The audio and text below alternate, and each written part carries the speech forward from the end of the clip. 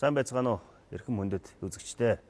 Монголын үндэсний олон нийтийн телевиз, Монгол Улсын шинжлэх ухааны академийн түүх археологийн хүрээлэнгээс эрхлэн явуулж буй Монголын түүх энэ удаагийн цовруул нэвтрүүлэг маань эхэлж байна.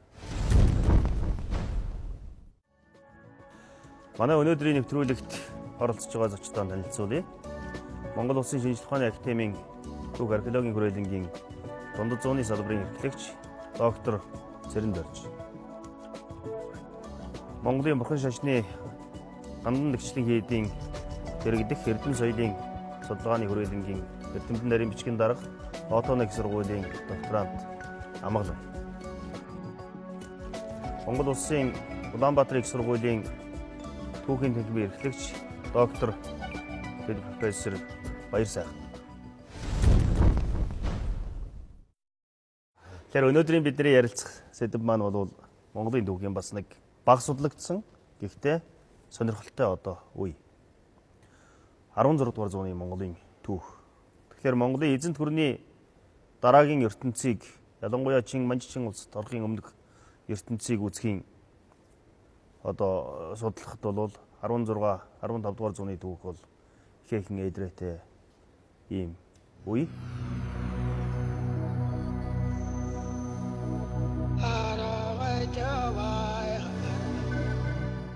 Тэгэхээр 16 дугаар зууны түүхийн судалгаа энэ Монголд ямар байдалтай явагдаж ирсэн? Энэ түүхийн судалгааны их сурвалжууд ямар байгаа тухай та бүхнээс эхлээд тодруулъя гэж бодож байна.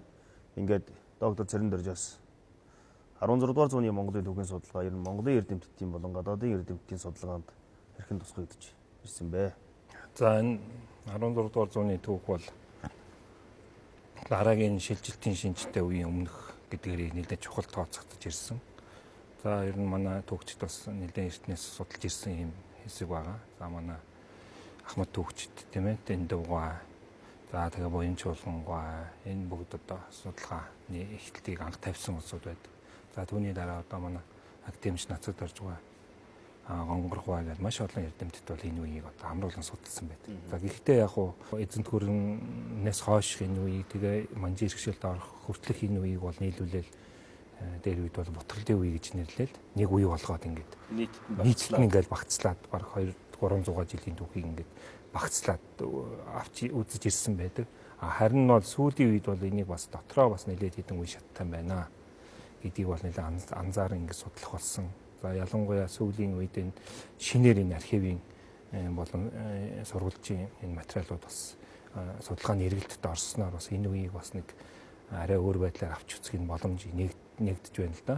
Ялангуяа энэ манай урд хуршид хятад улсад тийм ээ манжийн ихэнх үеийн энэ архивын материалууд нээлттэй за болж төрөвчээс нэлээд олон батар ингэж хэвлэж гаргасан. Энэтэй холбоотойгоор энэ үеийн материал уртлын 16 дугаар зууны үеийг одоо байдлыг өгүүлсэн зүйлс нэдэд гарч ирсэн учраас бас нэг авч үзэх нь бол зүйл одоо болоод байна. За бас дээр нь одоо энэ гадаадын бос улсуудын Оросын ч гэдэг юм уу тийм ээ материал за бас Солонгосын ч гэдэг юм энэ түүх судартуулсан материалуудыг эргэлтэд оруулснаар энэ үеийн түүхийг бас нэг шинэ байдлаар авч үзэх нь боломж сүүлийн үед нэгдэж байна.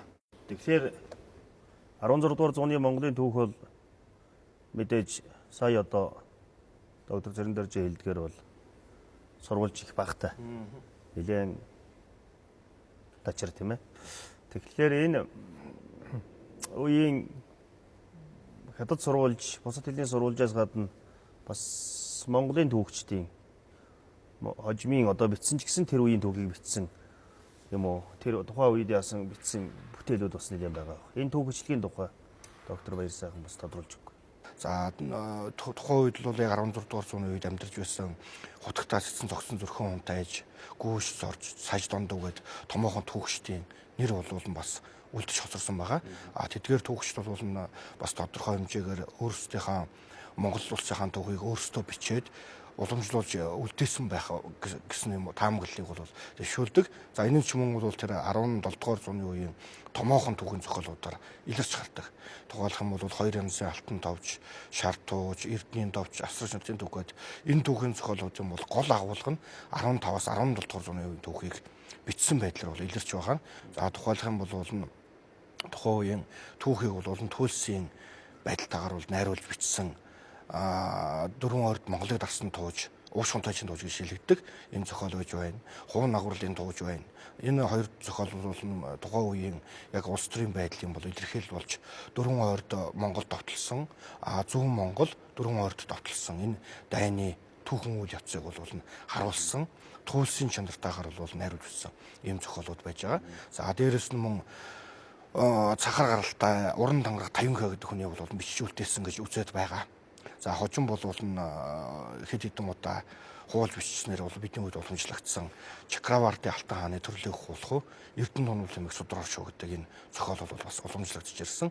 За энэ зохиол бол хэдийгээр Төмдийн алтан хааны намтар түүхэн зориулагдсан мэт боловч за тухайн үеийнхаа Монгол орны байдал, түүхт байдал, харилцаа, соёл гэх зэрэг өргөн царвыг агуулсан юм шүлгэлсэн хэлбэрээр бичсэн юм зохиол бол бас уламжлагдж ирсэн.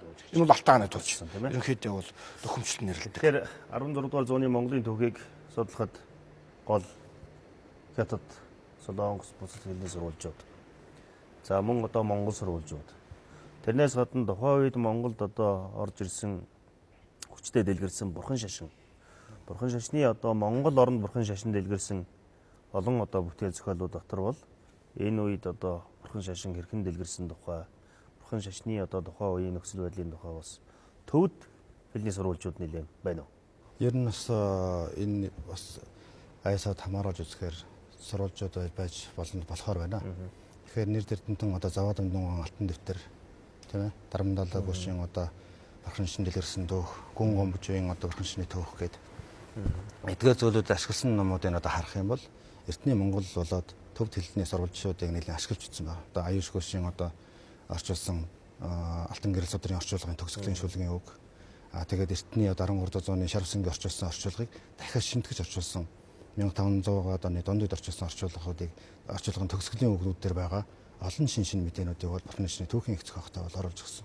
Тэгэхээр энэ үе бол ерөөсөө 15 дугаар зуунаас 16 дугаар зууны үед бол Монгол дэсэн бурхан шашны түүхэн томьёог нэлээд харуулж өгсөн явдал бас л д. Тэгээ энэ үед бол Төмдийн одоо алтан хаан тий ойрдны утгатайсан хунтайж манай халахын автай хаан гэдэг эднэр бол одоо эднэр зөвлөлдөж бурхан шашны одоо энэ тэргүүлэх чиглэл болсон энэ бурхан шашны одоо Гэлүгагийн номын ясыг дэлгэрүүлээд гэдэг ийм байр суурьтай байсан. Тэгээ энэ талаар бол нэгэн одоо төлхөө сурвалжилж ингээд үзэх юм бол ялангуяа 4-р талаалын намтар бол маш сонин зүйлүүдийг бас хэлж өгөхөр юм байна гэж ингэж бодогдсон. Ахуй хотын номын сан хадгалагдаж буй Лом Модон Самбуугийн намтар бол одоо урд нь Сэцэн Билгой гэж эрдэнэтэн хэвлсэн байсан. Тэр бол 16 дахь зууны үеийн орчуулга шүү дээ. Саждан руу ламтны орчуулга. Гэтэл тэр ном бол бас манай Гандан хийдийн номын санд бас сая шинээр одоо байгааг бид үзлээ. Монголоор одоо модон бараар дарсан их. Тэгэхээр тэр Саждан руу ламтан бол тэр Лом Модон Самбуугийн намтрыг орчуулгахдаа бол хойд төгсгөлийн үгэнд бол хэлсэн байна л да. Би бол хоёр хэлнийг өгүүлээч. Хэдийгээр би төвдгөн боловч Монгол хэлийг одоо сурч ингэж монгол хэл рүү ном орчууллаа. Энэ уламжлал бол эртний одоо уламжлал байсан юм гэж. Тэгэхээр бурхны номыг энэ 14, 15, 13 зуунаас хойш заавал эхлээд монгол хэлээр орчуулдаг нэг юм том уламжлал аж. Төвдөөс бурхны шашин авсан гэдэг боловч эргээд төвдөр 17, 16 зуунд төвдөр бичдэг байхаас өмнөх үед бол энэ гадны эрдэмтэд ч монгол хэл судалж агаад бурхны шашин номыг монгол хэлээр орчуулж байгаа ийм сонир уламжлал байсан байна. За тэгэхээр 16 дугаар зууны түүхийг судлахад төвд Монгол бусад хэлний хэлний сурвалжуудыг ашиглах судалгаанд одоо оруулах юм боломж бол мэдээж их өргөн болж байгаа юм байна гэж харагдаж байгаа. Тэгэхээр бидний өнөөдрийн ярилцах сэдв маань 16 дугаар зуунд голлож төвлөрж байгаа учраас бид нэр улс төрийн бутрал одоо Багаадын хамгийн ээдрээтэй цаг үеийг нэг талаасаа бутрал байсан, нөгөө талаасаа нэгдэж нийлэх гэсэн юм процедур явагдаж байсан. Тэр үед гарч ирсэн нэг том үзэгдэл бол Батмунхтай яа.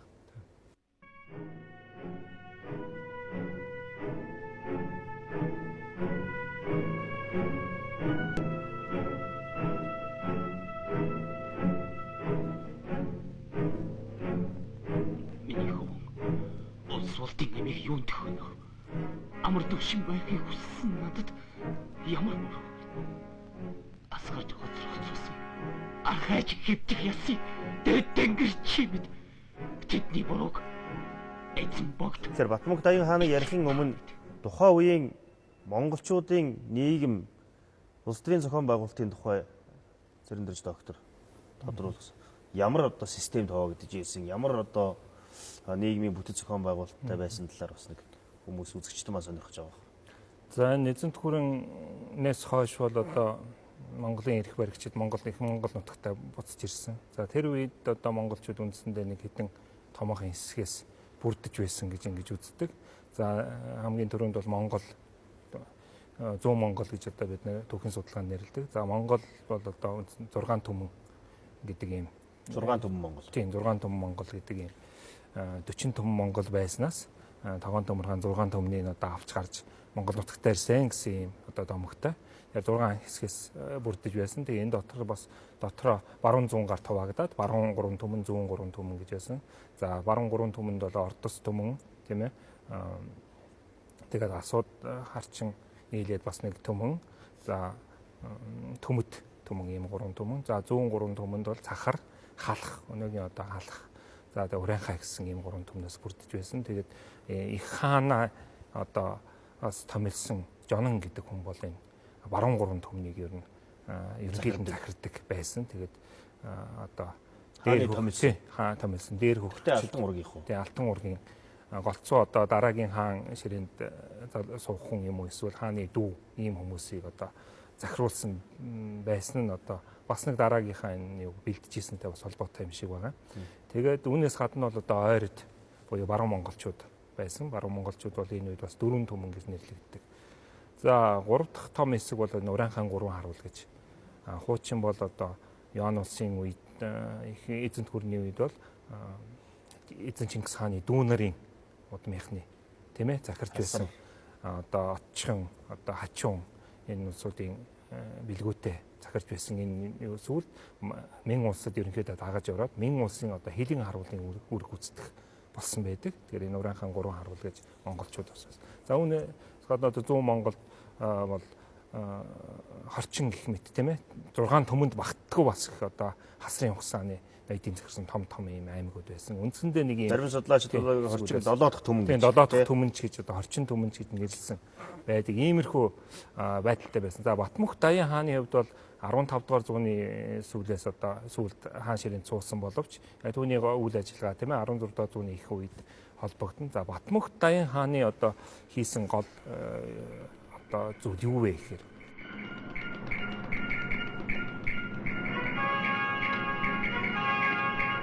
Оролцсон мохолгай брачи энэ албататлаа хаан турдурван дэрсэж энэ хөвөө освочонгийн гэмиг хөнөөч ястис дихэн отос мочорхун олон удаа ялгэргүүд улсан учраас би ядасууха төрийн их зэрэг авчирлаа хэрвчи орин биеийг бидэнд авчир тушаавал олон эрсийн цусыг асгруулахгүй дайцгийг тогсон үгүй аваад Христэнтэрч голомтын чинь үнсийг хийсгэн атамонх чи амны айсаар буучаач өөрийгөө явтгдэн гин чи бол афайман тухайн хаанаас олж ирсэн нүгнийч тайван этэн чагу эдний батрыг хийчихөв хэмжих нэгдүгээрт Батмөх Даян хааны хүртэл Монголын хаадын угсаа маш тийм эгзэгтэй бөгөөд ийм байдал байсан.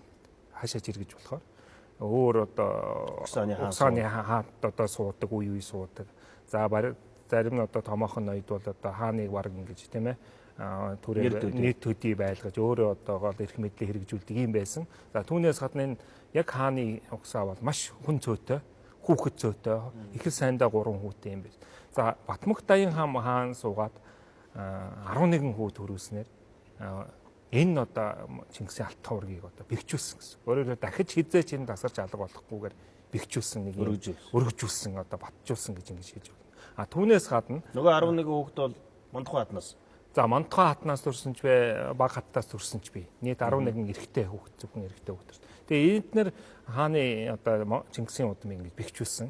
А дээр нь ерөөсөө энэ үе хүртэл бол Монголын одоо гол засаг сархааны нэг гэх юм уу тий төмний доор байсан тэр отог аймагуд байсан. Эднэрийг бол манай эрдэмтэд одоо академич нацагд орж байгаа тэргүүтээ эрдэмтэд бол эртний эзэнт гүрний үеийн мянганы одоо тийм ээ өр хөврөл юм аа гэж ингэж үздэг байсан л да. Мянганы ноёд явандаа энэ нэг отог Мянгатын мянгатын тогтолцооны одоо үлдэгдэл яг нэр нь өөр болсон боловч гэж үздэг байсан. За Батмунхт Даян хаан болсны дараа Чингисийн одоо энэ алтан уураг угсаа бэхжүүлэхийн тулд нөгөө өөр Новог аймгийн захирж ирсэн энэ отог аймагуудыг Чингис өөрийн угсааны энэ хүүхдүүдэд одоо хуваарлан өмч болгож өгсөн байдаг. За энэ бол одоо Чингис хааны үе шиг. Тэгэхээр энийг бол зарим хүн бол энэ бутарлын ихийг тавьсан ч гэдэг юм янз бүрээр л үздэг л. Тэгээ яг ингэж үзэх юм бол бас адилхан Чингис хаан ч гэсэн дүү нартаа хөвгүүтээ хувааж өгсөн бас л ингэж үзэх болно шүү дээ. Тэгэхээр хэн захарч ямар байна гэдэг энэс л одоо хамтран ажиллаж чадах уу, гар нийлэх үү, эсвэл сөргөлдөх үү гэдгээс шалтгаалж байгаа болохоос энэ бол Батмунхт Даян хааны бас буруу биш юм байна. Өөр уламжлалт систем эзэн түүрний эзэн Чингис хаанаас эхэлсэн систем байхгүй. Яг тэгэхээр газар нутаг том тийм ээ уудам. Энийг чинь одоо ганц хүн одоо төвөөс захирахад хэцүү шүү дээ. Тийм болохоор хамгийн ихтгэлтэй нүүр хөөхөд ах トゥ нартай ингэж хувааж өгч захируулдаг энэ системийн эзэмшил болгож өгч тэднэрээр дамжуулан ингэж захирдаг энэ тогтолцоог бол Батмунхт Даян хаан дахиж одоо сэргээсэн нь одоо энэ Чингисийн угсааны хаанчлалыг болгоод улам бэхжүүлсэн ийм том шинжлэлийн нэг талаасаа юм байна уу? Одоо нөгөө олон язгууртнууд үндсэндээ зөрчилдөж байгаа шүү дээ. Улс төрийн ботрол. Гэтэл тэр язгууртнуудад бол тодорхой эзэмшлүүдийг олгоод тэгээд төв захирагдах.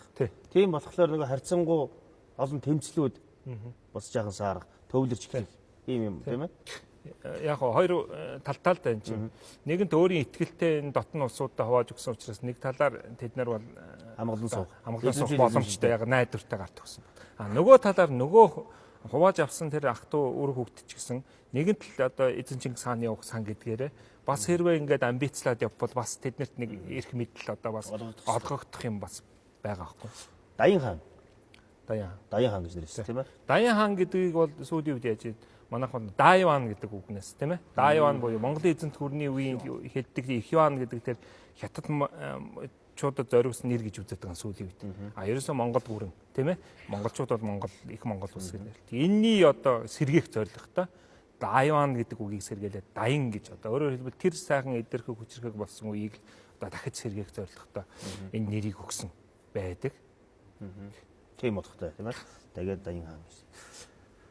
Тэгэхээр сая доктор Цэрэн дээр ярьлаа. Ерөнхийдөө зүүн Монголын байдал бол ийм. Гэтэл баруун Монгол буюу одоо Ойрд Монголын холбоо гэж. Ойрдын дөрвөн Ойрдын холбоо гэх. Энэ тухай бас доктор Баяр сайхан. За тэгээд хаагур нутгалж. За тэгэхээр энэ Ойрдын холбоо гэж хэлээд байгаа л да. Ойрдын холбооны үеч гэж бичсэн байдаг. Тэгэхээр чуулганы үеч гэж бас үзээд байгаа.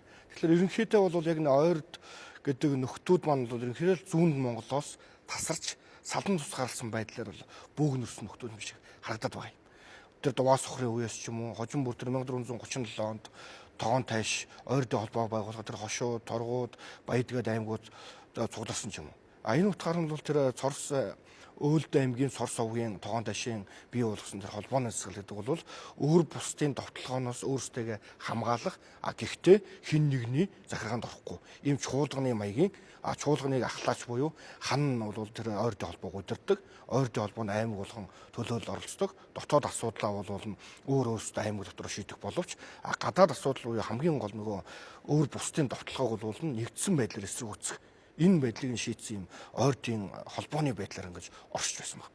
За ерөнхийдөө газар нутгийн хувьд тэр үеийн сурвалжид бичсэн тэмдэглэсэн байдлаас аваад үзэхлээр Хангаан улсаас баруун тишээ Алтан уулыг өнгөрсөн энэ өргөм удамтад нөгөөх Ойрдын тэргүүлэх аймагуд л Өөлд, Хойд, Баатад, Хэрнүүд аймагуд за дээр нь Ойрдын холбоонд нэмэгдэж тэр яг Ойрдын холбоо гэдгийг бол бий болгож чадсан хошууд, торгууд тэр Баяд аймаг гэл энэ аймагуд л бол ингэж оршиж байсан. Тэгтээ тэдгээр аймагуд манай өөрсдийнхээ орших зүгчийг хариуцдаг. Дөрвөн зүгт бол оршдог. Жишээлх юм бол Хойд аймаг, Дөрвөд аймаг гэхэд бол Ойрд аймгийн хойд бит оршиж байгаа жишээтэй. Хойд талд нь. Өмнөд бит нь гэхэд бол мөнх хошууд аймаг. За баруун талд нь гэхэд торгууд аймаг. Зүүн талд нь гэхэд Өөлд аймаг. Ингэж хариуцж оршоод өөрсдийнхээ тэр оршиж байсан зүгчийгээ бол хамгаалах нэг талаас нөгөө талаас бол тэр нь дөрвийн холбоо гэдгийг бол илэрхийлэх.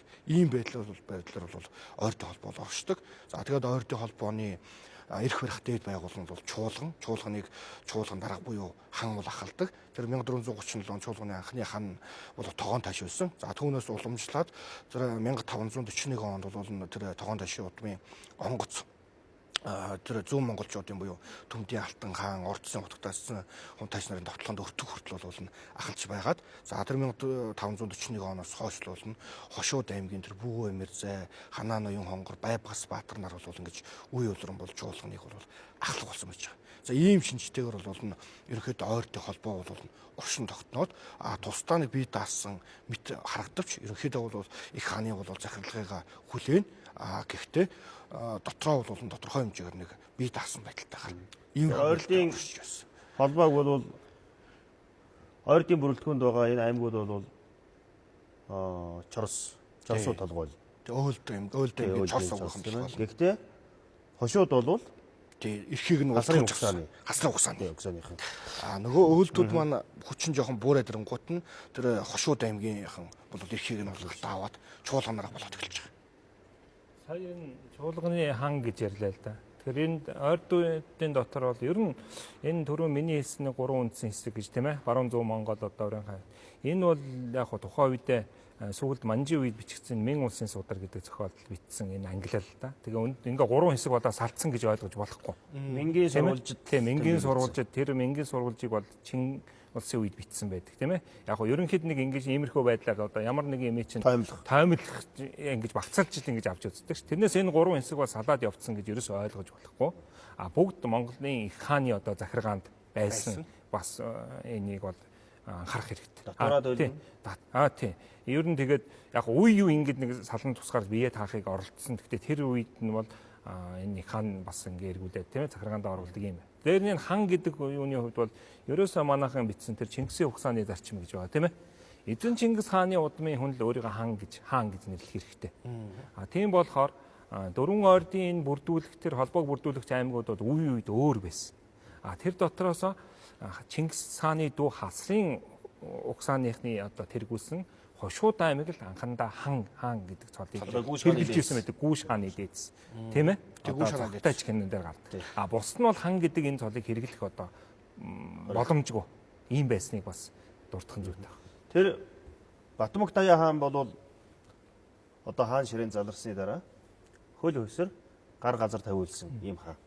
Тэр Батмөнхийн одоо үед бол хамгийн за ойрд ч юм уу Уран хагруу харуул ч юм уу бус монголчуудын захиргаас илүү нэг том өрсөлдөгч бол Мин ус. Минтэй харилцаа одоо ямар байдаг? За Батмөх Даяа хаан бол одоо шууд одоо энэ хааныхаа захиргаа бэхжүүлэхийг оролцсон л та. Гэхдээ маш олон эсрэг хүчлийг давсан тийм ээ. Ойрдуудыг одоо буцааж эсрэгтэй буулгаж явсан. За баруун төмний бослогыг дарсан. За тэрний дараач бас зүүн төмний Уран хаан төмөн бас маш олон удаа эсрэг удаа ингээд дайлж. Ягаад тэгэхээр тэрнээс өмнө Чингисийн ухааны ноёд үндсэндээ хүн цөөхтэй байсан учраас тэр одоо нөгөө мянганы одоо улбаа болсон тэр отгуудын томоохон аймагуудын эзэд бол нэлээ хүчрхэг болчихсон. Баргийн хүний үгийг сонсгой байсан байсан. Батмөх Даяа хаан гарч ирээд нэгтгэж одоо авсан юм байна. Хаантам бахаа. Мин улсын тэргэрж явна. Юу? Тэр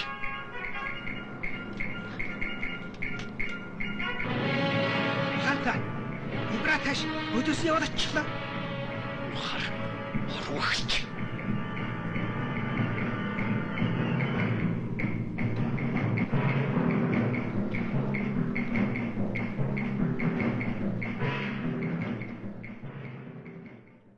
Ер нь Мин улстай энэ харилцааг юу гэж ойлгох вэ гэхээр нэг хитэн үе шат байгаа байхгүй. За манай Монголын эрх баригчид Хятад нутгаас одоо ингээд их нутагтаа ирсэн. Энэ үед бол Мин эхний үед бол харилцан тэмцэлтэй дэмжсэн. Дараа нь нэг хэсэг Мин жоохон давмгаалах маягтай. Цэргийн хүчээр төрж Монголд маш олон удаа тийм ээ довтлоо орж иж тийм. Тэрнээс хойш ялангуяа Тогоон Тайш энэ Тайзун хааны эсэн энэний хойш бол ерөнхийдөө монголчууд давмгаалах маягтай. Хятадууд хориглон хамгаалт хийдэг. Харин монголчууд төрөмгийлдэг ийм байдал байсан. Батмөх Даяа хааны үед ч бас яг энэ байдал ерөнхийдөө үргэлжилсэн. Энэний цаад шалтгаан юу гэхээр монголчуудыг нэгтгэх энэ процессыг тийм ээ аль болох саад хийх. Батмунх Даян хааныг бол ерөнхийдөө энэ эдийн засгийн хувьд одоо хаан боогдуулах, худалдаа наймыг зогсоох ийм л бодлого баримталж ирсэн учраас энэний хариуд монголчууд цэргийн хүчээр Мянган улсын хязгаарыг түрэмгийлж эзэлдэг тийм ээ, довтолж энэ өөрсдийн энэ эдийн засгийн хорионоос гарах энэ бодлогыг явуулж ирсэн. Энэ нь бол амжилт олж байсан. Ер нь энэ Батмунх Даян хааны үед. Батмунх Даян хааны ярихад бол мэдээж одоо монголчуудын маш сайн мэддэг Мандухайг ярих. Тийм ээ.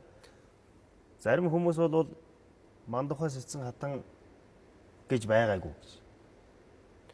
За тэр нь ч яг одоо Мянган улсын сурвалжид бол ер нь гайхдаггүй гэж тийм. Гэтэл Монгол сурвалжид бол маш тодорхой тэмдэглэсэн байгаа тийм ээ. Мандухайн үүргийн тухай бас нэг ярьж. Тэгэхээр Мандухай манайх чи яагаад гэж байгаа гэхээр би энийг яагаад тодруулж байгаа юм гэхээр нөгөө 88 оны Мандухай киног л бодоод байдаг байхгүй. Гэтэл яг одоо бодит түүхийн сурвалжид Мандухайн тухай юу гэж өгүүлж байна. Мандухай одоо ямар үүрэг гүйцэтгэсэн тухай бас. Тэгэхээр яг Мандухайс эцэн хатны тухай бол яг Монгол сурвалжид бол тодорхой гардаг. Мандухайс хатны гарал угсаанаас ахуулаад ерөнхийдөө үйл ажиллагаанаас ахуулаад түүний дараа түүний хөвгүүдийнх нь үйл ажиллагаанаас ахуулаад авч үздэг. Хэрхэн тэтгэж Даян хааны хаан ширэнд суулгасан байна уу гэдгээс ахуулаад. Энэ талаар бол яг үнэхээр маш сайтар бичиж чадсан зохиол бол сансны эрдэнэ товч байдаг. Эрдэнэ товчдоор бол ерөөсөө тэр Мандухайс хатны үйл ажиллагааг он дараалтаагаар системтэйгээр эмгэг зэгцтэйгээр бол гаргаж ирсэн. Энэ нь бол хожим манай түүхчд бол яг үнэхээр Мандухайс хатны домог гэсэн энэ түүхэн домог бол байж энэ нь бол хожимын түүхэн зохиолуудаар улирч дамжиж бидний үед үлдэж хоцорж ягдаг бол харагдуулт юм байна. Төрийн мэндсүүд уршин сэрх.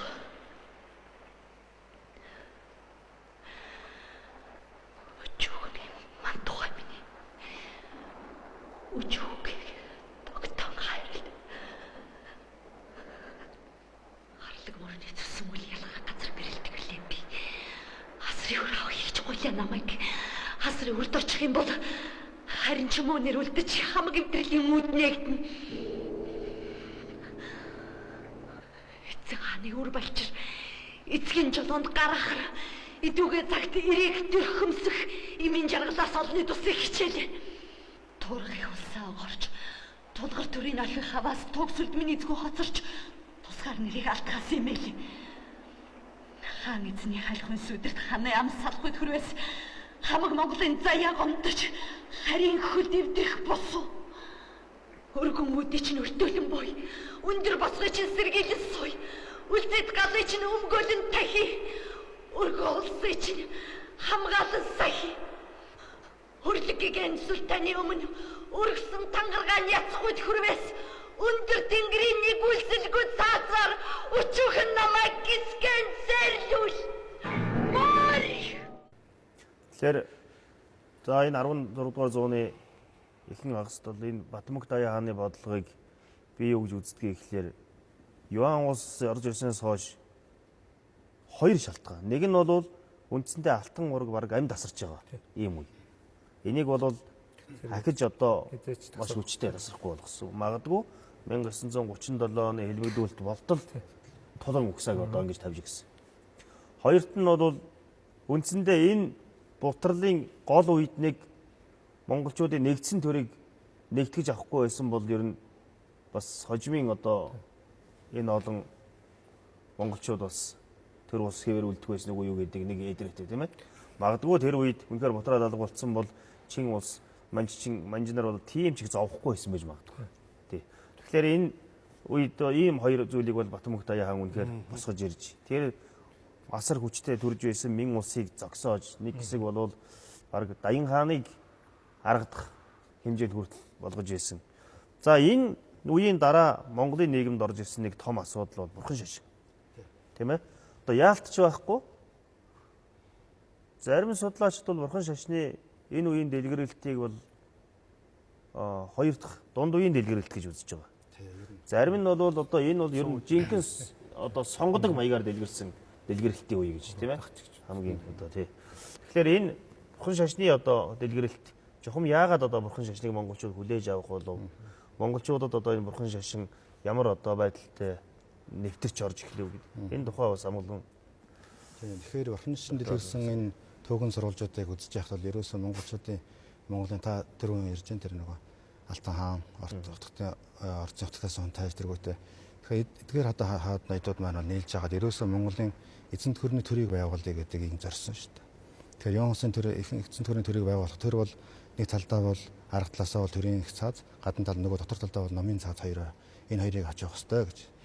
Тэгэхээр төрийн цаад бэхжүүлэхийн тулд мэдээж одоо ноёдууд хоорондоо өв дүнжинтэй болж ингэж ирсэн. Гадна талдаа тэр номын цааз гэдгээр бол одоо яаж тэр хүмүүс дотор талдаа яаж номын цааз гэдгээр барих вэ гэдгийг бол ерөөсөө тэр их Монгол улсын үеийн, Юан улсын үеийн тэр төрийн шишин болж ирсэн Орхон шин эргэс эргээ гэдэг л ийм одоо бодлого барьж ирсэн юм уу гэж ингэж харагддаг. Тийм ч юутай бас холбоотой юу? Төр шашин хоёрыг барих хос ёстой. Тийм ээ? Бас нэг талаас тэр нөлөө байж магадгүй тийм ээ? Ер нь бол дорны тэр номоор бас захирах. Тийм, дорны тэр нэг төр барьдаг уламжлалыг монголчууд ер нь барьдсан шүү дээ тийм ээ. Тэгэхээр бол хосны уламжлал гэдэг зөвхөн дан төрийн одоо хатуу цаазаар биш ээ. Дотор талд нь хүний тэр ихтгэл үнэмшил тэр хуулиар зохицуулж болохгүй бас зүйлүүд бас хүнд байдаг. Ямар ч юм байдаг. Тийм болохоор тэр хүмүүс одоо нийгэм одоо дотроо ямар нэгэн ёс суртахуунтай болоод ирэх юм бол нийгэм амар Монголын болно гэж ингэж үздэг. Тэгэхээр төрийн цаас гадна талд нь хуульчлаад ингээд цаалж байгаа дотор талдаа номын цаазаар бас ингэж хүн өөрөөгөө ингэж авч явж явах юм аа гэсэн. Тэгэхээр энэ уламжлалаа эргэс эргэхийн тулд ерөөс 16 зууны хэм үед одоо Алтан хаан бол төвдөөс бол одоо алдартай лам залсан шүү дээ. Гэтэ энэ залхахын өмнө бас өөр учир шалтгаанууд байсан. Энийн өмнө бол байгаагүй бол энэс өмнө байсан шүү дээ. Энэс өмнөх Орхон шинтэй тэр захрын лигдэн хотгот хаан чинь өөрөө одоо Ховлын хааны бүтээлгсэн Алтан махгал орхныг 1629 он хүртэл тагчил байлаа шүү дээ. Захрууд хоорондоо. Тэндээ бас нөгөө урдаас ирсэн тийм. Урдаас өмнө их эзэнт гүрний эртнээс монголчуудын тагчилсан тэр цогт эрдэнэ гэдэг нэртэй 3 шүтэн байсан тийм. Тэр дээр бол 108 бот алтан гонжирыг монгол хэлээр орчуулсан тийм. Тэр одоо Орхон шишний гүн ухаан философи тийм. Дээр нь шашны нарийн зан үйлүүд тэгээд дээр нь шашны нэр томьёогоо тогтоох дээр нь шашны шинжилгээ ухааны тэр нарийн зүйлсүүдийг судлахын тулд бүхэл олон зууны туршлагууд хэрэгтэй байдаг юм аа л да. Тэгэхээр яг одоо ч гэсэн ганжуур судалж байгаа гадна гинт одоо барьж авчираад тавиад орчуулаа сууна гэж байхгүй тийм ээ. Ер нь байхгүй. Тэгэхээр ерөөсө 17 дугаар зууны үед орчуулсан монгол орчуулгын судруудыг хараад хилцүүн эрдэмтэд гадна дотны монгол судлаач хэлж байгаа шүү дээ. Энэ бол 13 дугаар зууны үед орчуулж байсан орчуулгуудын хавьг нэр томьёог ерөөсө хувираагүй хэрэгжилж байна гэж. Тэгэхээр 17 дугаар зууны үеийн одоо ганжуурын судрын тэр орчуулга дээр нь 17 дугаар зууны сүүлийн үед орчуулсан тэр алтан гэрэл банзрагчтай дээр нь тэр монгол хэлний зүүн окторгой маань тэргүүтээ хэлзүүн бичиг зохиох гэдэг хийсэн аюушгүйч тэргүүтний одоо данзан тавг тэргүүтээ осуудын номзын харах юм бол эртний 14 16 дугаар зууны үеийн тэр Орхон шишний орчуулгын тэр сурвалжаал бариад исэн гэж байна. Тэгэхээр энэ зүйл бол огт шин зүйл байгаагүй.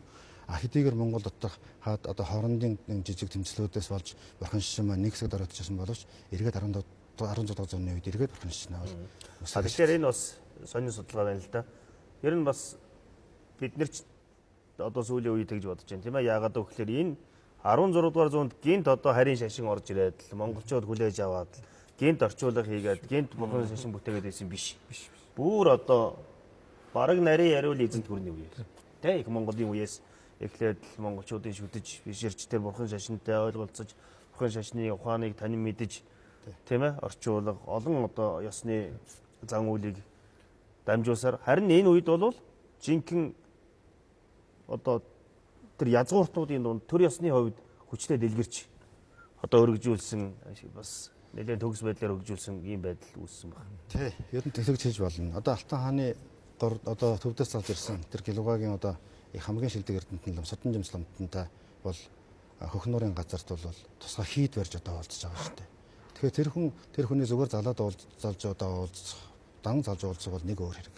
Гэтэл тэр хүний тусч уулзахын тулд Орхон шишин хуучин уламжлалын дагуу одоо хуучин дээрүүд бас л ланжууд тэр нөгөө төвдөөс саж банд тунгаж цэцэг салхад чинь бас л одоо гүйг хаан дээр годон бол тусаа бас хийд барьж л өгцөн.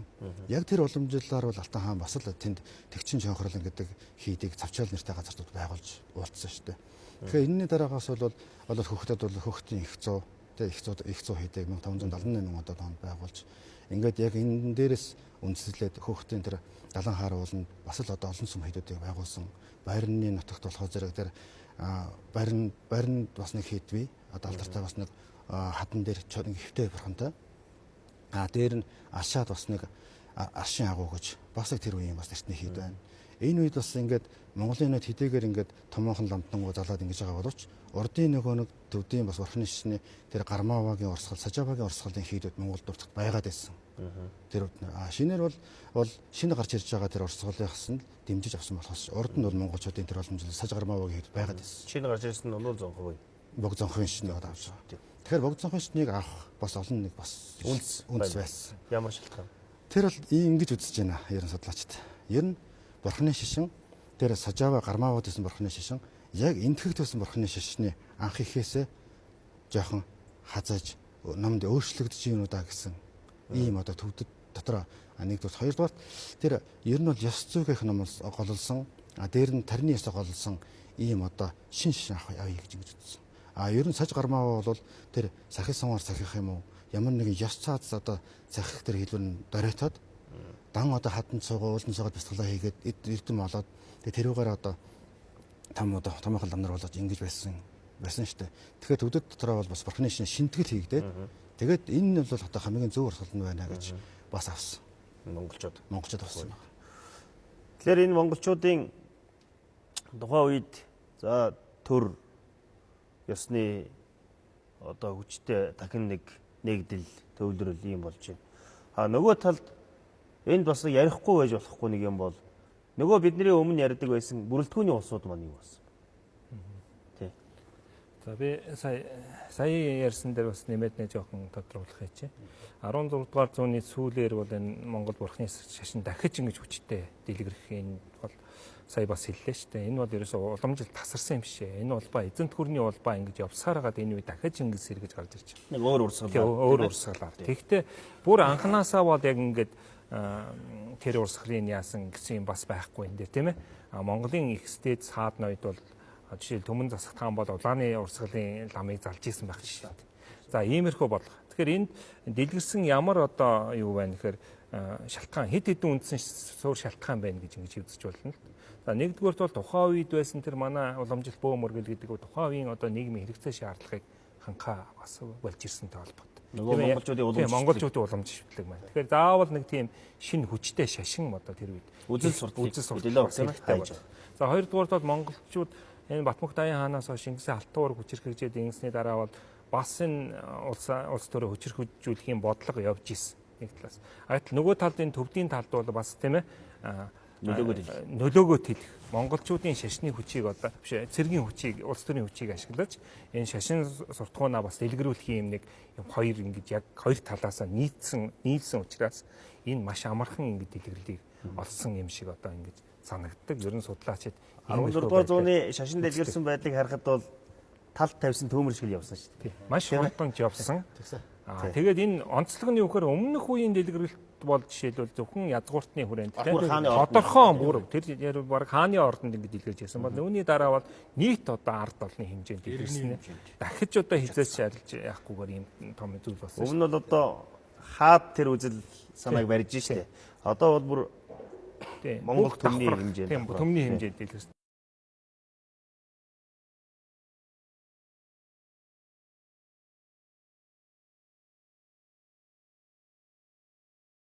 Дээр нь энэ үед одоо бас дэлгэрүүлсэн одоо төмдийн алтан хан бол ямар хүчтэй гэхээр бас өөрийн эрх хүч сүр хүчийг нөлөөгөө дээшлүүлэхийг оролдож исэн шүү дээ. Энийний тулд бас шашныг ашиглах.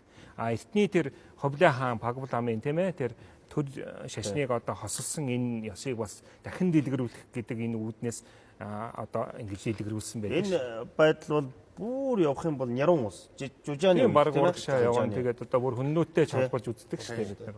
За таны сүүлд асуусан тэр бусад улсуудын талаар тийм ээ. За бусад улсууд бол Монголын эзэнт гүрэн одоо нутагта эрх барьчид ирсний дараа бол бусад улсууд сүрээд балгуулсан тийм ээ. За яг зарим нь тийм. За жишээлбэл Ил хаант улс бол жишээлбэл Чингисийн хугацааныхан одоо ноёрхоо болоод ингээд ерөнхийдөө suurсан. Бусад нь бол ямар нэгэн байдлаар үргэлжилсээр байсан шүү дээ. Тэгээ Алтан ордон гэж одоо төгчид нэрлэдэг тийм ээ.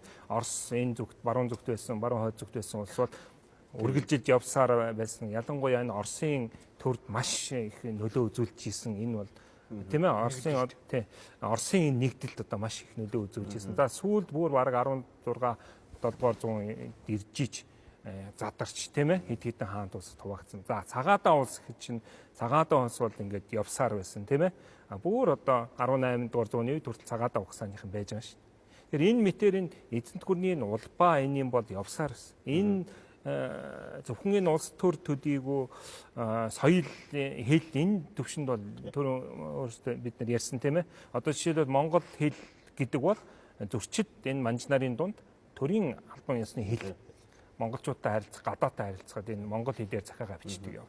Сүүд яг бичгийн жоохон овиргаад өөрийн бичиг үүсгэсэн боловч монгол хэлээр. Хэрвээ одоо Солонгос улсад бол бүр 1894 он хүртэл монгол хэлийг сурж байна шүү дээ. Тийм, саяхан бол монгол хэлийг за 100 гаруй жилийн өмнө хүртэл монгол хэлийг албан ёсоор зааж төшмөлүүдийг одоо хэлмэрч төшмөлүүдийг бэлтжижсэн жишээт маш олон одоо дурсгал байна л да. Дөрөв одоо Алтан хааны юу гэхэд одоо тийм ээ Оросд байдаг тэр одоо яг Төмдийн Алтан хааны үеийн 16 дугаар зууны зураг байна. Тэр загтал байна. Мянган улсад хандсан. Тийм ээ. Загтал Монгол хавсрал зураг.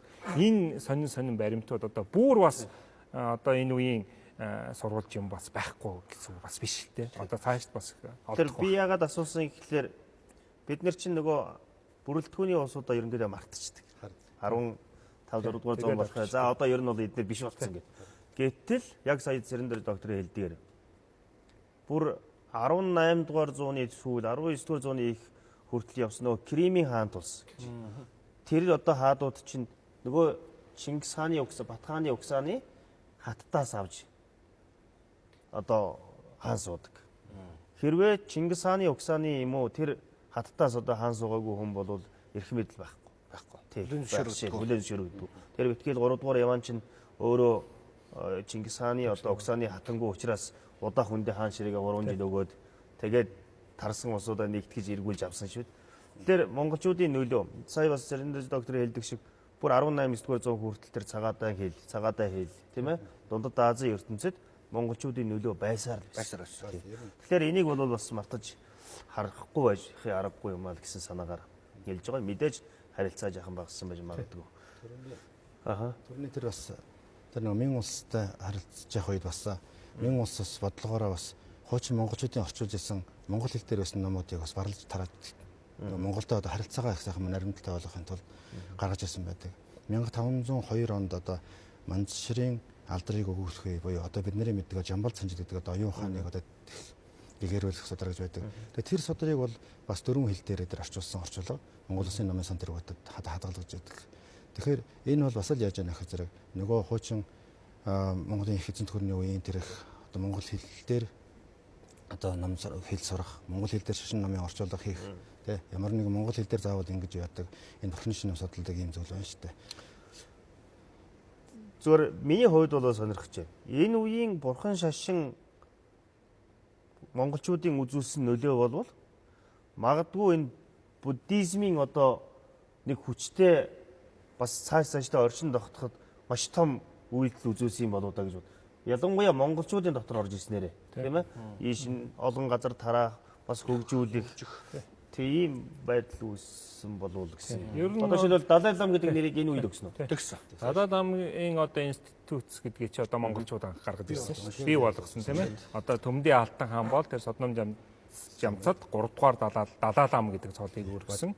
Тийм учраас 3 дугаар Далай лам гэж ингэж одоо нэрлээд үнээс хойш ингэ тасралтгүй явж байгаа. За Монгол хүн хүртэл Далай ламаар тодорч исэн. 3 дугаар Далай тий 4 дугаар Далай лам бол Төмдийн Алтан хааны ач хүүгүнд тодорч исэн. Тэгээд энэ дээр бас нэг тодруулж хэлэх юм бостой зүйл бол энэ 16 дугаар зуун гэдэг чинь бол өөрөө 17 дугаар зууны их сэргэн мандалтын угтур зуун болж өгч байгаа. Тэгтэл энэ угтур зуунд бол бас нэг харагдаж байгаа юм юу вэ гэхээр өмнө тэр ордны хүрээнд байсан тэр төв хүчлэг юм уу, театр юм уу, урлаг юм уу, бүр шашинч хүртэл тэр ордны хүрээнд байж хаад яг 16 дугаар зууны үеэс эхлээд иргэний хэмжээний болоод иргэний хүрээнд ингээд тавигдаад эхэллээ. Тэгэхээр нөгөөх нь улам хүчтэй дэлгэрэх.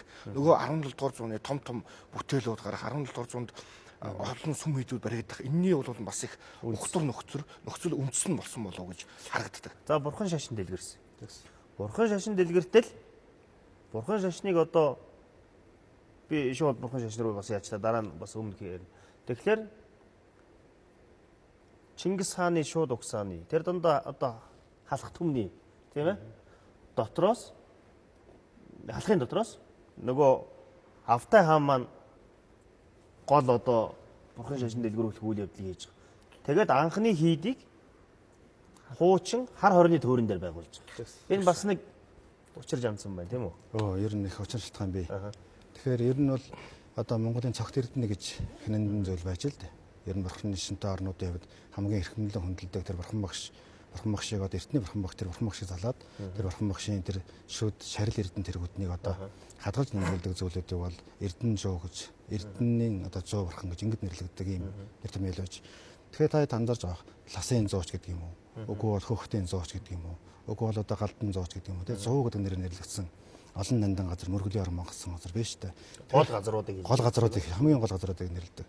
Тэгэхээр тэрнтэй адилхан эрдэнэ зооч гэсэндээ яг мөн адил одоо манай Автайсан хаан бол 3 дугаар далалам содон жимс далаламтай одоо уулзч мөргөөд би одоо өөрийнхөө нутагт ингээд хийд барьж болох уу гэсэн чинь хуучин танай тэр тахай нэрт балгас сүм байсан тойрон дээрээ дахиж одоо шишин сүм хийдэ барих юм бол танай төр шишин тогтох юм байна гэж ингэж альцсан ш. Төр шишин тогтно гэж. Тэр яаж мэдчихэв? Тахай гэдэг чинь хар хорноос өмнөх уугрын үе юм биш. Тийм ээ? Тахай балгас гэснээр газар гэж одооийнхоо хуучин эрдэнэ зоогийн түүх болоод хуучин маш хурцны түүхийн сурвалжуудад тэгэд нэрлсэн байгаа даа. Тэгэхээр хуучин уугрын үеийн бас бурхан шашин дэлгэрч ирсэн газар ч манийхаа тийм ээ. Тэгээд сонин нь тэр шүү дээ. Одоо энэ Эрдэнэ зүү хийдэн байгаа газар чинь тийм ээ. Дээр одоо бид нар бас Эрдэнэ зүү хар хоромын тухай ярьж байсан тийм ээ. Одоо энэ чинь бол яг Өгөөдөө хааны ордны товор дээр байгаа шүү дээ. Одоо энэ хуучин бол дэрэгдэнэ гэж ярьдаг. Тийм дэрэгдэнэ гэж ярьсан. Сүүлийн үеийн судалгаа тийм ээ. Сүүлийн үеийн манай одоо археологчдын судалгаагаар бол яг нөгөө алдарт хар хорны дээр Түмэн амгалантай ордны дээр одоо энэ Эрдэнэ зүү хийдэ барилга байна. Тэр бол санамсаргүй биш шүү дээ.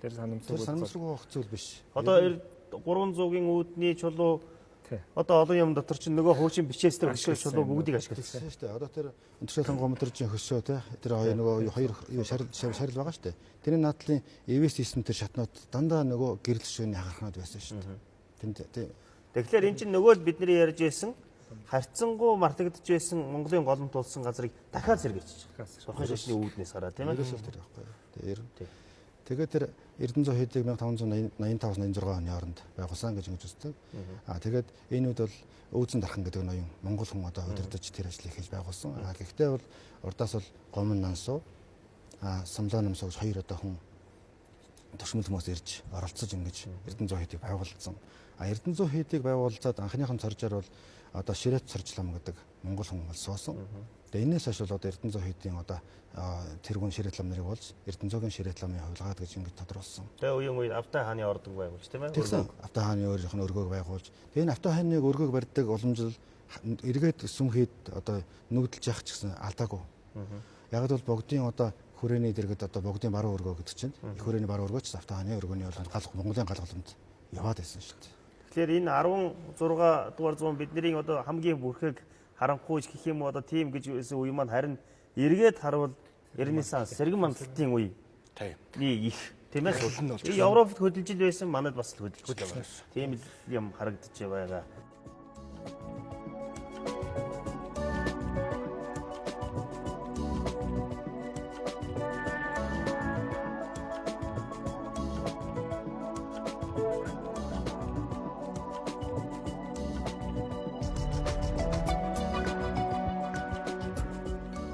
Тэр үзэгчд бол бас энийг нэлээд сонирхож байгаа бох. Ер нь бидний нөгөө бүрхэг харанхуй цагаан толгой гэж хэлсэн юмнууд маань эргээд харахад судлаачдын эрдэмтдийн одоо үзэж байгаа материал баримт сүүлийн үеийн хандлагыг үзэхлээр өөр болчих. Тийм ээ? Эргэж. За Алтан хаан бол яг одоо хаан угсааны хүн боловч хаан ширээнд албан ёсоор суугаагүй. Тийм ээ? Тэрнээс гадна дараагийн гүдэн буйнт тийм ээ нэгдэнгийн эцэг. Тий. Энэ хаадуудын бас үйл ажиллагаа бас нэлээд өргөн бос. Ялангуяа дараагийн үед юм уу Алтангийн үед нөгөө мэн улстай харилцах худалдаа эдийн засгийн харилцаан дээр бас ингээд Батмөх Даян хааны энэ 11 хүүхэд бол үндсэндээ энэ Монголыг ингээд өөрийн эзэмшил болгож хувааж авсан байна. Тэгэхээр Ахмад хүү Төрөв болдын угсааныхан бол Монголын их хааныг залгамжлаад явсан. Голомтыг. Тийм голомт шууд угсаа тийм ээ. Их хаан, бод алаг хаан. Дараас нь Тэр болт чинь бол улс болдын ихрээр байсан. тий ихэр тийм ээ. Улс болд нь бол нөгөө баруун түмэнд очиод Очоод алагдсан. Тийм жоноос алагдсан кинон дээр гардаг шүү. Тэгэхээр энэ угсаа ингэж явсан. А үүнээс гадна бол хүчирхэг одоо тухайлбал 3 дугаар хүү Барс болдын угсааны ноёд Алтан хаан тийм ээ гүн бэлэг мэрэгэн жон гэж. Энэ баруун түм 3 түмнийг захирж ирсэн маш хүчирхэг байсан. Тэгээ эднэрийн одоо бас бодлого байгаа. Бас хүчирхэгжих тийм ээ. Эндээ одоо элдв янз бүрийн одоо арга замыг хаахын нэрлэхийн үйл явцд бол одоо саяын шашин дэлгэрэлт тэр төвдтэй холбогдохын явцад бас явцсан байна. Гэхдээ сүүлийн энэ баримт юмнуудаас хараад хахад тэгээ саяын хэлсэнтэй Мэн улстай харилцах бодлого эднэр бол ерөнхийдөө ингээд тусдаа харилцаад байгаа юм шиг боловч ингээд одоо өөрөөр хэлбэл хүчний нөлөөнийхөө хүрээг ингээд хуваарлаад авчихсан. Нэгдсэн нэг зохицуулалтаа бодлогын хүрээнд аль чиглэлээр хинхэн яаж харилцах Тэр битгийл худалдаа яадаг цагаан хэрэмний хаалга хүртэл ингэж өөр өөрийн юугаар ингэж явж исэн. Хуучны судалгаа бол манайх нэг их хааныг Алтан хаантай ингэж жоохон сөргөлдүүлдэг ч юм уу. Иймэрхүү маягтай юм яасан ш үздэг байсан. Гэхдээ бол энэ одоо бас яг учиргүй айхтар сөргөлж исэн гэдэг баримт юм бол бас ховрол болчиход байгаа байхгүй. Яг гоо тэр бол бас л төв хүчлэгдэж гарч ирсэн. Төв хүчлэгийн яг тэгэхээр бутрал гэж энэ үеийг бүхэлд нь авч үзчихсэн учраас заавал бутраах ёстой, заавал хооронд нь сөргүүлдүүлэх ёстой гэдэг л ийм нэг урдч нөхцөлийг толгой дотроо тавьчаад бүх юмыг тэр өнцгөөс хараад ахаар ганц нэг тийм жишээнүүд нь тийм ээ тэгж хараг тайлбарлаж болоод байсан. Яг энэ үед нэг асуудал үүссэн. Тэр юу вэ гэхээр өнөөгийн монголчууд тий. бүрэлдэх эхлэл өгсөн. одоо өнөөгийн Монгол улсын нутагт байгаа угсаатны одоо нэг том үйл явц явагдсан. Тэр бол гэрсэнцтэй. Гэрсэнтэй холбоотой. Батмунхийн хамгийн бага хүү. Хамгийн бага хүү. За гэрсэнц ер нь халахыг Батмунх Даян хааны үед анх хэн захирж ирсэн гэхээр энэ жалаар хэрэгүүдийн одоо ноёд тийм ээ угсааны энэ шигчин нар захирж байна. Та одоо энэ халахад нэг өөрийн хүүхдээ явуулж одоо халахыг захируулаач гэдэг юм хүсэлт ирсэн байдаг. Чоноос авах бас. Тэгэхээр энэ хамгийн бага хүүгээ эхлээд өөр хүүхдээ явуулсан байдаг. Тэгээд дараа нь солиод хамгийн багын гэрсэнц гэдэг хүнийг явуулж халахыг захируулсан байдаг. Мэдээж эхний үед бол жоохон эсэргүүцэлтэй нөгөө хуучин одоо тийм ээ хүчээ бэхжүүлсэн орон нутгийн ноёдын зүгээс явах эсэргүүцэл харьцангуй одоо тэр үед бол Монголын төр бол урагшаа өмнө тийшээ одоо өвөр Монголын нутагт очсон байсан учраас одоо хойд хязгаар шүү дээ өнөөгийн Монгол улсын нутаг. Тийм ийм нэг одоо учиртай гэрсэн зэрсний дараа бол одоо энэ одоо нэгтгэж авах тийм ээ өөрийнхөө эрх мэдлийг одоо байр суурийг өөрөөр хэлбэл Алтай ургийн төлөөлөгчийн хувьд бэхжүүлэх энэ бодлогыг явуулсан л та. Гэхдээ гэрсэнцийн хувьд бол 1519 онд төрсэн 40 онд нас барсан гэдэг мэдээнээс өөр нэг айхтар их мэдээ багтай. Одоо энэ нэг одоо яг анх бол нэг 10,000 өрх одоо захирч ийсэн гэдэг ийм нэг мэдээ байдаг. Сүүл арай сүүлийн сүр. Түүнээс хойш бол энэ гэрсэнц жалаар хунтайж гэдэг энэ хүний 7 хөвгүүний үед бол үндсэндээ халахын улам хүчирхэгжих үйл явц эхлэв. Тэр үед ер нь халахын хүн амын тэр үед халахын хүн ам одоо сая хэлдэг. Ерөөсөө нэг арга халах гэж байна. Энэ чинь бас хоёр байна. өвөр халах. Тийм. Өвөр халах, арга халах гэж байна. Одоогийн Монгол улс бол арга халах шүү дээ. Арга халах 7 хотог байсан гэж үздэг. Дараа нь 13 болж одоо томорсон байдаг. Үүнээс гадна өвөр халах гэж байна. Өвөр халах бол 5 хотог байдаг. Тэр бол өвөр Монголд байсан. Тухайн үед арай өмнө хэсэгт байсан. Батмунх Даян хааны 5 дугаар хүү Алчболт гэдэг хүн захируулсан байна. Өөрөөр хэлбэл халах түмнийг Батмунх Даян хаан 2 хуваагаад 5 дугаар хүү хамгийн бага 2 хүүдээ хуваагаад захируулчихсан. Өвөр 5 халахад хэн багтж байна? Өвөр 5 хатахад бол одоо Үжээд, Жарууд, Баяд, Хонград Барин энэ 5 хотог байдаг. Умард 7 хотог халах гэрсэнцийг нас барсны дараа түүний хатан тийм ээ 7 хүмүүсээ бас л нөгөө нэг ингэж хувааж захируулдаг энэ уламжлалт ёсоор системээр ингэж хувааж өгч захируулсан байдаг. Тэгэхээр энэ сүүл ер нь гадаадын эрдэмтэд бас дээр үдвэцсэн байдаг л да.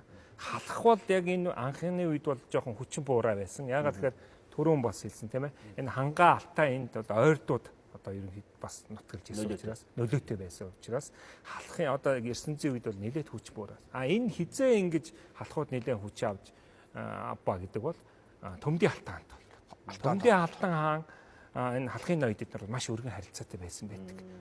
Бас үүр хүүхдээ өргөж авдаг, одоо хатан юм уу, одоо солилцож худураг барилцдаг. Энэ үед 1550-аад оны үед тийм ээ ойрдуудыг одоо олон тийм баруун төмнийхэн ирж довтлол захиргаанд оруулж энэ үеэс халахыг одоо ингэж мандах бас нэг улам хүчтэй болох энэ эхлэл тавигдсан гэдэг энэ гадаад эрдэмтэд бас бичсэн байдаг л да. Халахын 13 утгыг бол хуваасан тийм үү? Тэгсэн хуваасан. Ямар 13 бас 14 гэж байна байгаа. Тэр 10 за бас хаанаас нэг батг гараад ирв. Тэр нөгөө нэг яг ингээд ашхаадрахын унтаа жишээлх юм бол үнгэж жалаар гэл тийм ээ. Тэгээд ингээд явхлаэр хин дээр аминдрал бол хүрээ хороо цохор гэдэг 3 явж байгаа. Одоогийн Сэцэн хааны. Сэцэн хааны. Тэгтэл хамгийн отхон хүү нөгөө самуу бөмбөд бол ганц урайн хаа. Тэгээ ингээд 7 нь бол нэг 14 орчим байна гэсэн юм бол судалгаа бол байгаад байгаа. Энэ ч бол нөгөө 17-гийн сурвалжуудаар бол тод гардаг. Тэгтэл нөгөө халахын отгууд маань өөрөө хэлэх юм бол бас баруун зүүн гардаг гэж хувааж эхэлж байгаа. Ашхаадрахын унтааж ноёнтой хатан юу далдан хөндлөн гэл тийм ээ. Энэ отхон үгэн самуу бөмбө энэ төр бол баруун болоод нөгөөд нөгөө ноёнтой Хатанбаатар юм уу аминдрал дарин нарын эзэмшил болохоор зүүн гар болоод тэгээд тэрний эргээд бол нөгөө халахын баруун гар нь Засаг хааны, зүүн гар нь Сэцэн хаан, Түшээд хааны эхлэлийг тавьсан гэдэг. Энэ тэгээд нөгөөт энэ дээрээ тулгуурлаанууд халахын 7 хошуу байж агаад дарин ноёны эзэмшил дарин ноён өөрөө өргөө байсан тийм өргөө байсан учраас эзэмшил нь аминдрал шилжсэн учраас 6 хошуу болоод тэгээд нөгөө 17-гийн үйл явцтай холбогдоод нөгөө 8 хошуу гэдэг нь бол гараад ирдэг. Энд бас нэг олон нийтийн дунд нэг юм төөрөгдөл бас заримдаа гараадах шиг байдаг. Халах гэдэг чинь сүүлд бий болсон юм аа гэж. Тийм ээ? Сүүлд баг саяхан ийм ярьдаг улсууд бас байдаг юм биш ээ. Энэ халахын сая 13 отог бол үндсэндээ ихэнх нь одоо бүр эзэн Чингис хааны их Монгол улсын үеэс гаралтай байдаг. Жишээлбэл одоо тэрнээс өмнөх одоо уламжлалтын Монгол аймагуудаас бүрдсэн байдаг. Жишээлбэл саяын хэлдэг тийм ээ? Өнгөд жалаар. Тэрний дараа Бисүүд Илчгэн. Энэ бол одоо Бисүүдийн зэв гэж бид нэмэлээ шүү дээ, тийм ээ. Хангууд Сартуул гэх. Хангууд Сартуул гэж байна. За хүрээ хороо цоохор гэж ингэж байна. За хөхүүд Хатган гэж байна. Одоо Хатган. Зэндийн дамжаа сурангаа аваг байх жишээтэй, тийм ээ. Тэгээ горлос хэрэгүүд. Энэ бол дандаа энэ эртний тэгээд Тангууд Сартуул гэж. Ерөөсөө ихэвчлэн ядгуурын Монгол аймагуудаас бүрдсэн байдаг. Энэ нь одоо халах түмэн гэж явж байгаад Батмагтаа яа. Үндсэндээ бол халах нэрийн дор энэ язгуурын Монгол аймагуд харьцангуй номер хэсэгт утгаж ирсэн хүмүүс бол засаг захиргааны системд хуваагдсан байна шүү. Тэр бол эзэмшлэр отгуудад одоо хуваагдаж салж.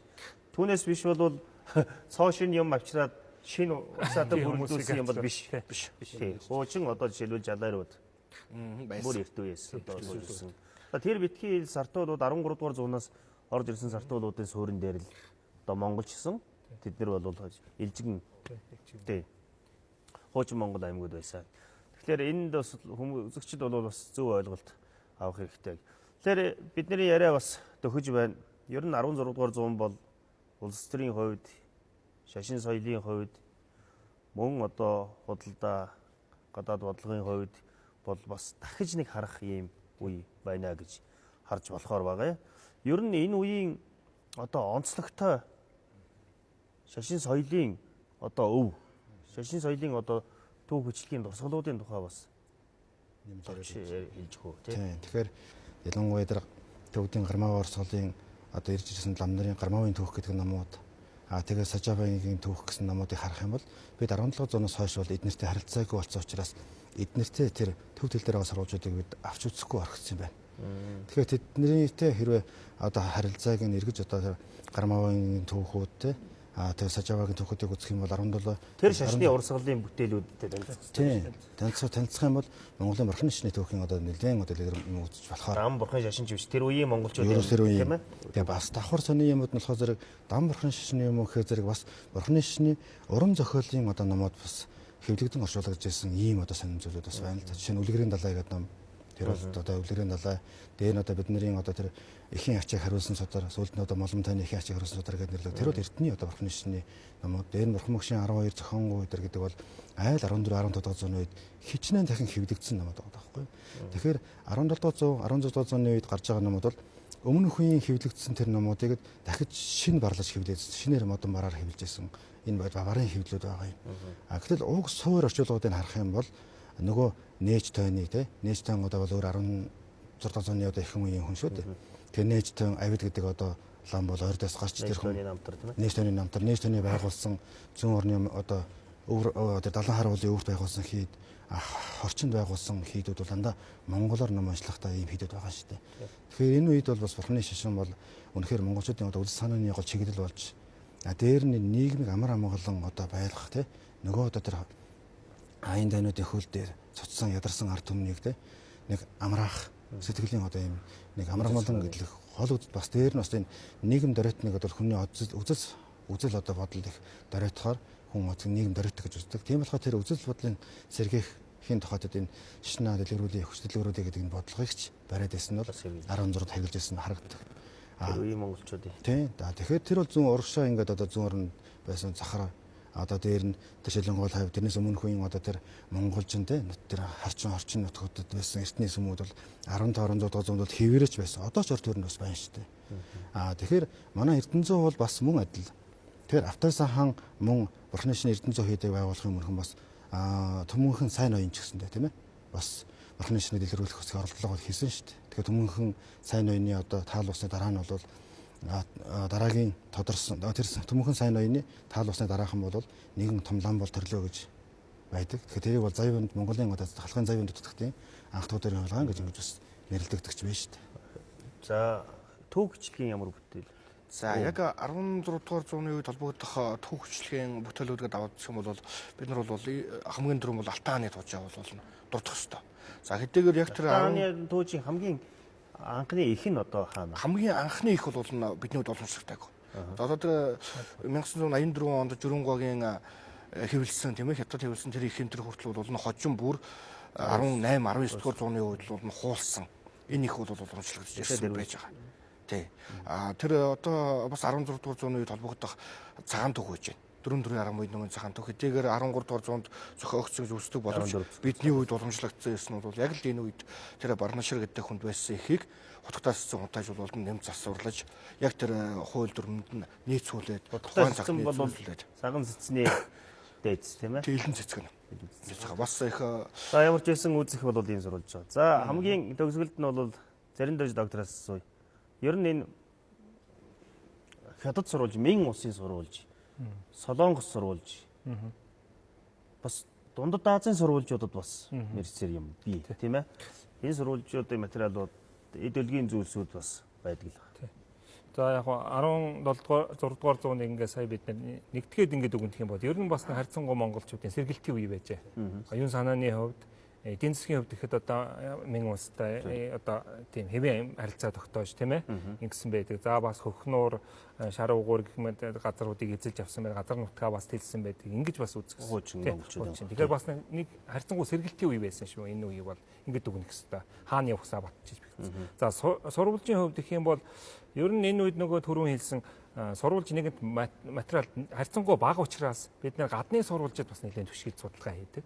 Ялангуяа Мин улсын энэ хятадын сурвалжууд бол нэлээд их материалыг агуулж идэг. Энэ нь бол дотроо бас хоёр төрлийн албаны ховийн шинжтэй сурвалжууд гэдэг байдаг. Тэгэхээр энд бас яг тэгээ заримдаа энэ бол Монголын сурвалжийн мэдээтэй таарахгүй янз бүр юм байна. Тухайлбал мантахаас заатан гарддаг байх жишээтэй.